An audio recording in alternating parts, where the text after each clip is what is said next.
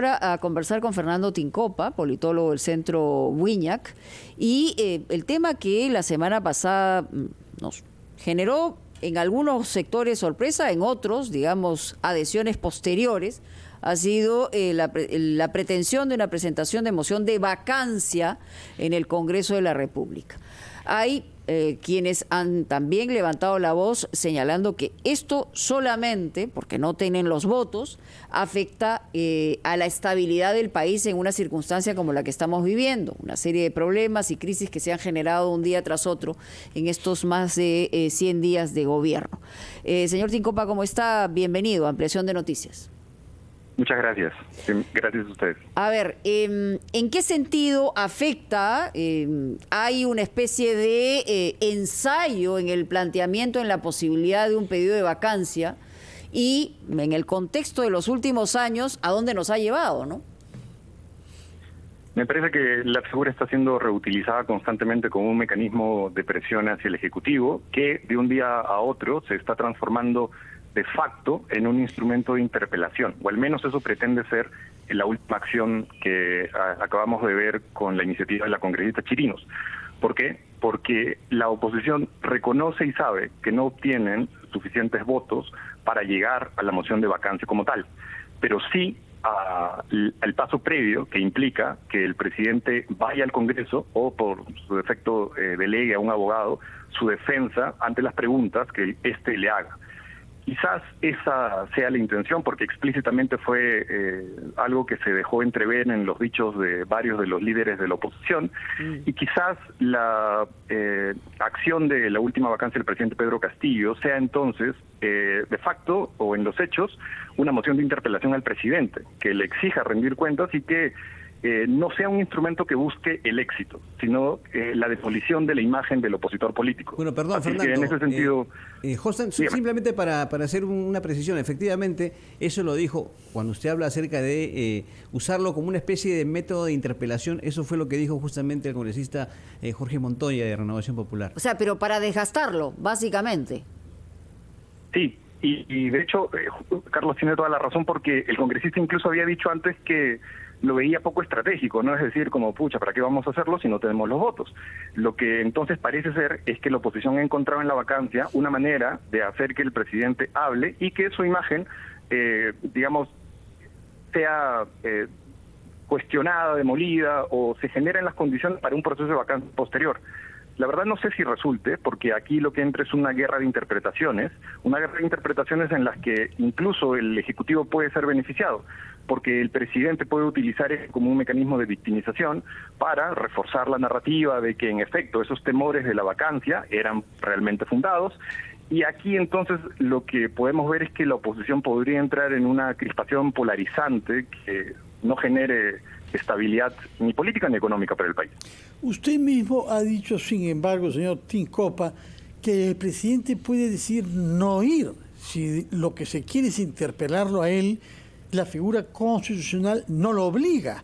Puede mandar a su abogada, como vimos que en cierto sentido hizo Kuczynski la primera vez, porque asistió, es cierto, él, pero habló su abogado Alberto Borea, y él hizo una larga exposición. De manera que si lo que se quiere es llevar el presidente al Congreso, lo cual es algo inédito en nuestra historia reciente, pues no es seguro que se consiga, ¿no? Por otra parte, el hecho mismo de tomar la vacancia moral permanente como un mecanismo de interpelación presidencial es forzar la Constitución de una manera manifiesta, ¿no? De acuerdo completamente. De hecho, lo más probable, incluso lo que yo creo, es que suceda como sucedió con PPK, como lo mencionaba, dado que existe la facultad que el presidente delegue a un abogado su defensa. Y si esto es así, de nuevo entra la guerra de interpretaciones para ver quién sale favorecido con esto, porque una de las imágenes que estaba últimamente perjudicando mucho, por ejemplo, la valoración en la popularidad de Castillo, era la percepción que se tenía de que el presidente no daba la cara y no quería poner ante la prensa y demás. Bueno, que es un hecho real, ¿no? En realidad no da declaraciones, ese es un hecho real. Sí, que sería reforzado, digamos, si es que la oposición refuerza la narrativa de que el presidente rehúye ir al Congreso y etcétera. Entonces, igual, lo que estamos viendo es que, estoy completamente de acuerdo, la figura de la vacancia está siendo utilizada un mecanismo que antes de ser excepcional para casos críticos y excesivamente, digamos, poco usuales, cada vez más se está convirtiendo en un mecanismo de uso y disfrute de cualquier oposición bajo consideraciones que radican exclusivamente a discreción de lo que prefieran las bancadas. Es decir, no existen criterios objetivos, porque ahí sí hay, digamos, un limbo entre las exigencias mínimas que se deberían generar para que esta situación sea dada.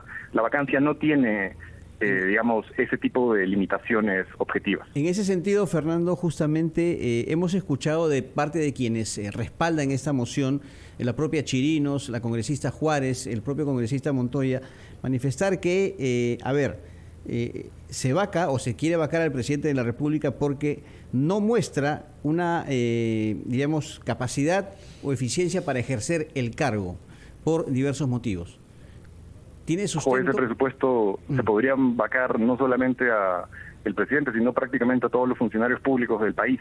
Y a pesar de que uno pueda tener críticas que son sostenidas, porque son evidencia de lo que, digamos, el gobierno trae con problemas tan evidentes como los malos manejos de los conflictos sociales o la mala gestión económica, estas cosas necesitan encauzarse por el margen institucional de, digamos, cuestionamientos y requisitos claros para establecer cuáles son, digamos, las condicionantes que lleven a este escenario, porque lo que vamos a tener es que, imaginen, vacado el presidente, se intentará la vacancia también con la sucesora y así sucesivamente en un espiral de vacancias que no convienen ni llevan a buen puerto.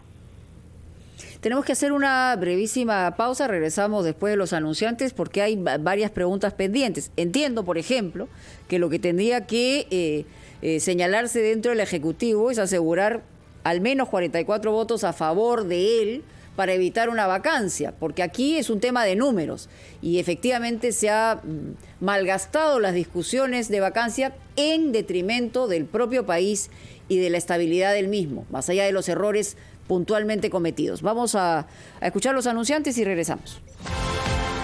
Político Fernando Tincopa del centro Huiñac, y nos estaba dando su punto de vista sobre la manera como ha ido oscilando el uso de la figura constitucional de la vacancia por incapacidad moral. Ahora, incluso algunas declaraciones recientes de Keiko Fujimori ni siquiera habla de incapacidad moral, sino de incapacidad simplemente. Durante mucho tiempo se ha podido creer que la incapacidad moral permanente, moral, es algo que puede hacer Dios, condenar a alguien al fuego eterno. Pero ¿qué ser humano puede decidir que otro padece de incapacidad moral permanente si no estamos ante una definición psiquiátrica? Pero el fuego eterno, se han quemado dos ya. Pero es atributo divino. Eso, sí, no, correcto, estoy de acuerdo que hay que interpretarlo, pero me refiero que en los últimos 5 años han, digamos, esa incapacidad moral permanente ya ha quemado a dos, ¿no? Por eso es que hay algunos constitucionalistas que sostienen que la palabra, cuando se introduce a nuestra Constitución en 1939, significa mental.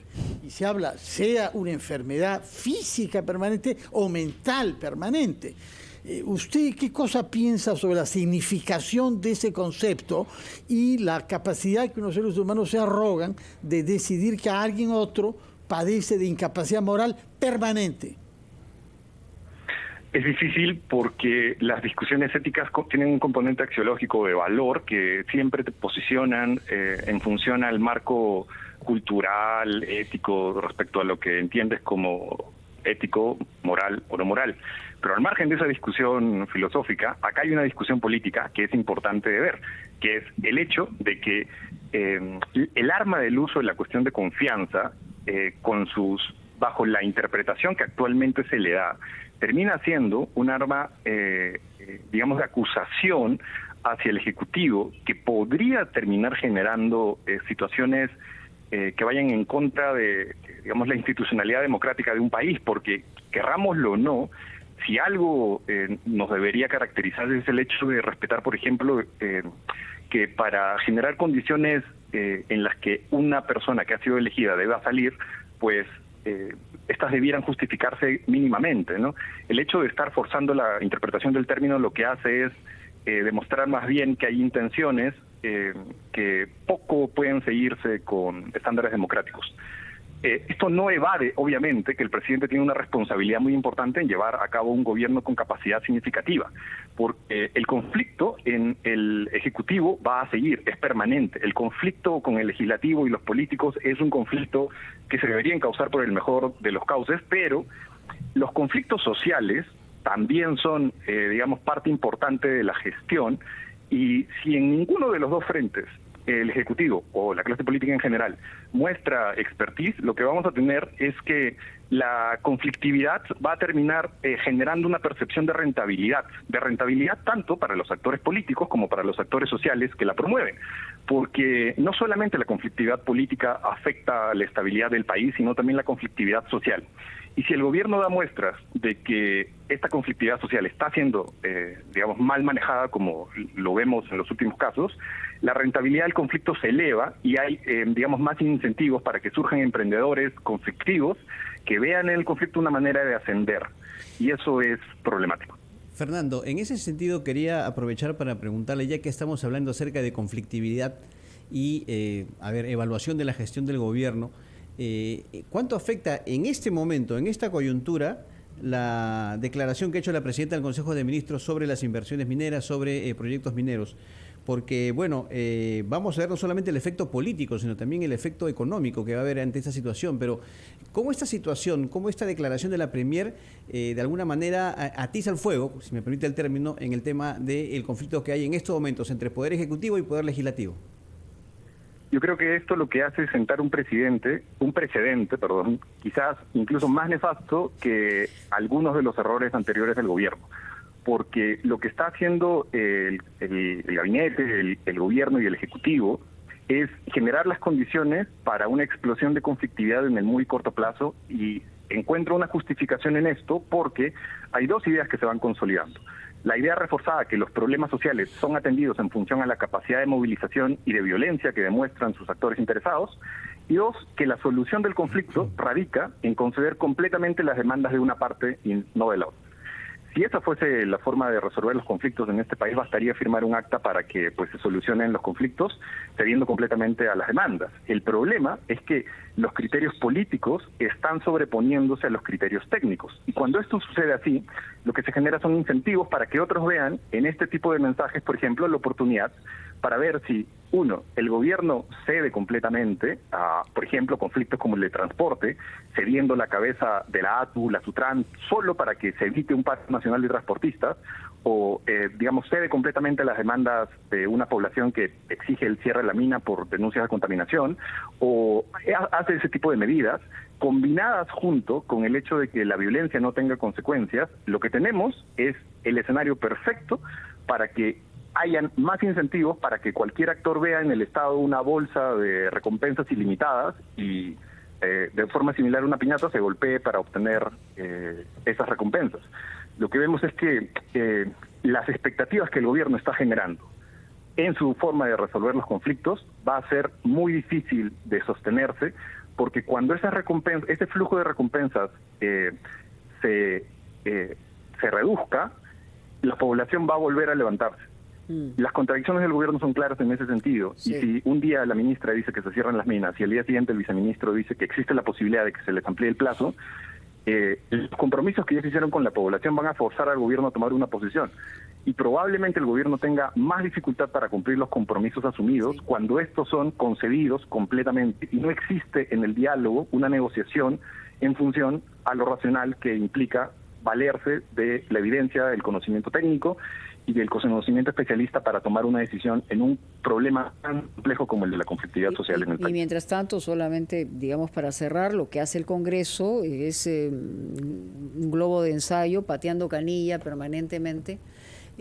También como, digamos, ellos no tendrían nada que perder. Lo que están buscando eventualmente es el número mágico, y por el otro lado el gobierno no respondiendo como debería responder ante las grandes necesidades del país, porque esas contradicciones generan en la percepción de la ciudadanía que estamos de crisis en crisis y que no hay capacidad de manejo. Así que esa es la circunstancia que nos está dibujando. Muchas gracias a Fernando Tincopa por estar con nosotros en Ampliación de Noticias.